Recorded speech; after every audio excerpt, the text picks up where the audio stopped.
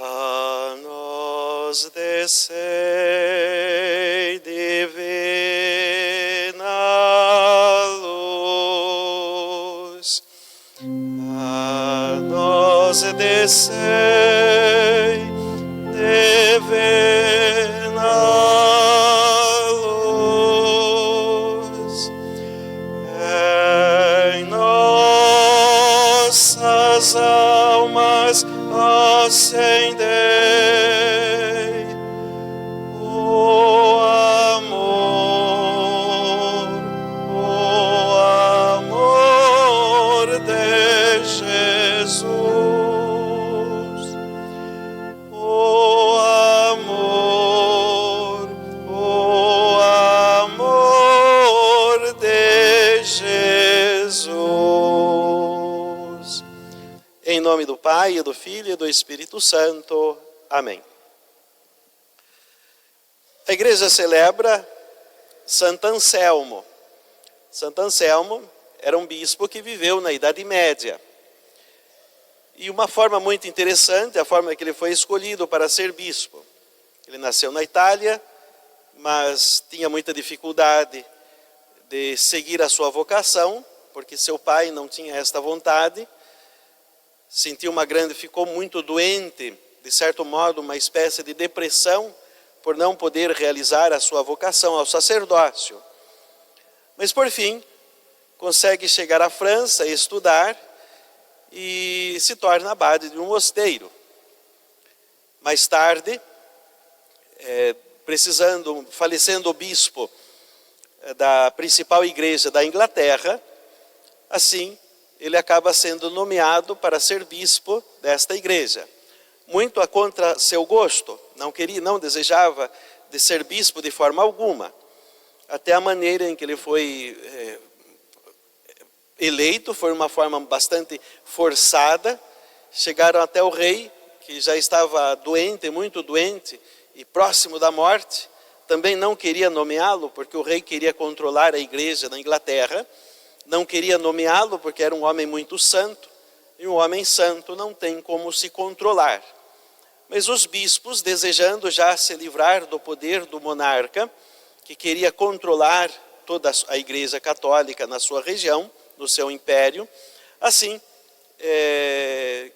o monarca, já com medo do inferno, porque estava para morrer, decidiu sim nomeá-lo bispo.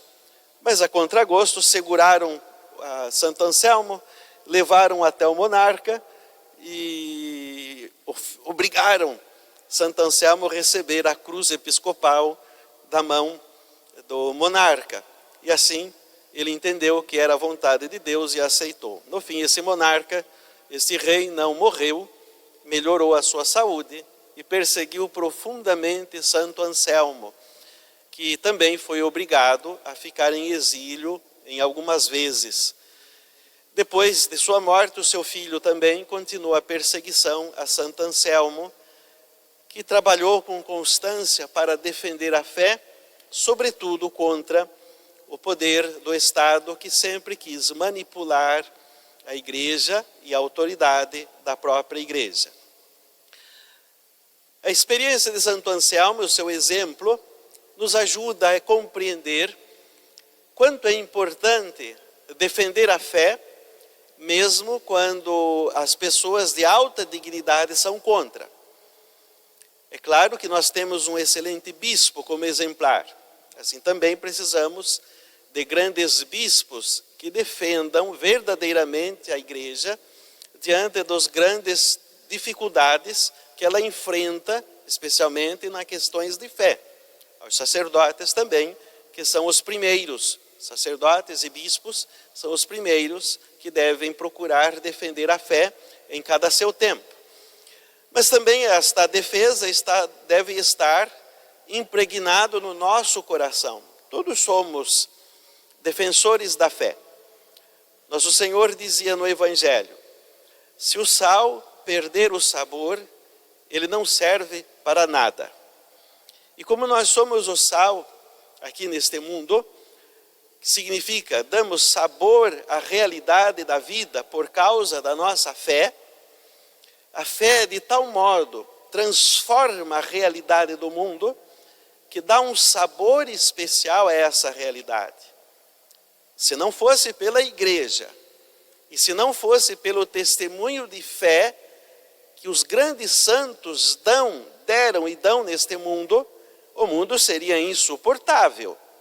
Imaginemos a existência deste mundo sem a igreja. O que seríamos? E o que a sociedade seria?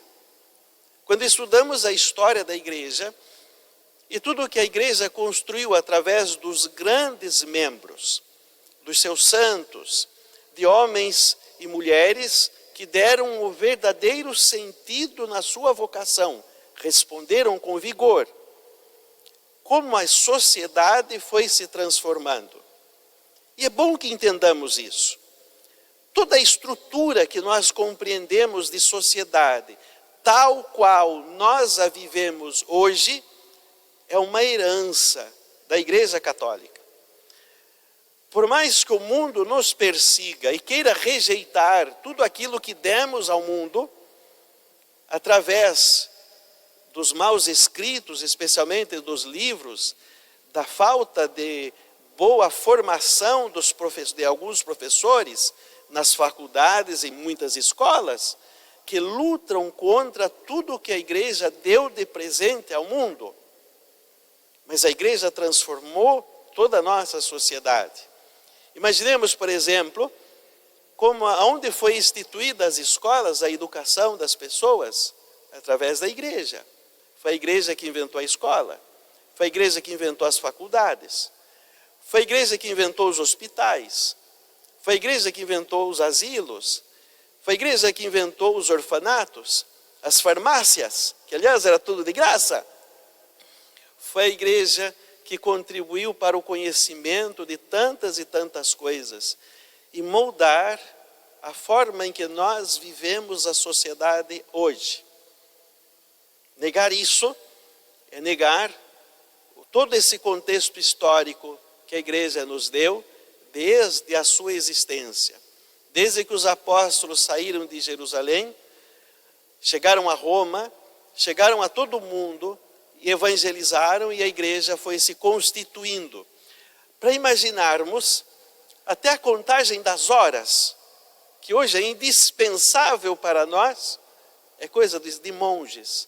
Eram coisa dos monges que precisavam contabilizar a cada hora para poder estar em trabalho e a oração ao mesmo tempo. Os sinos das igrejas, onde temos, na maioria das cidades mais antigas, temos a torre onde tem um relógio. Para que servia esse relógio num período em que ninguém se preocupava com horas? Para marcar o tempo para a oração. E até hoje, nós escutamos os sinos da igreja para nos chamar à oração. Tudo que nós temos na sociedade foi a igreja que iluminou. E o bom de toda essa forma social em que se dispôs a sociedade foi graças a todo o serviço da igreja. Assim devemos continuar esta mesma missão. Nós somos o sal desta terra e a luz deste mundo. Se nós perdermos o sabor, como o sal quando perde o sabor não presta para nada, se como igreja nós perdemos o sentido da nossa fé, a sociedade vai se tornando monstruosa. Se a nossa luz da graça cristã que está em nós, esta amizade com Deus é a luz divina que está em nós, se vai desaparecendo, a sociedade vai se transformando de forma que tudo se obscurece.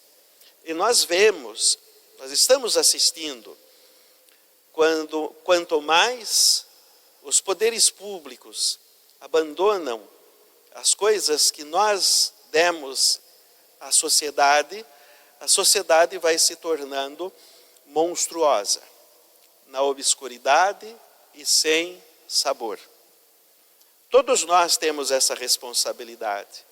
Não resolve também colocar a responsabilidade nos outros, nos clérigos, nas autoridades religiosas, mas em outros leigos, todos nós temos essa responsabilidade Se verdadeiramente eu dou testemunho da minha fé, eu estou evangelizando, eu já estou catequizando. A melhor forma de evangelizar, de catequizar, é o meu testemunho de fé, a maneira em que eu vivo.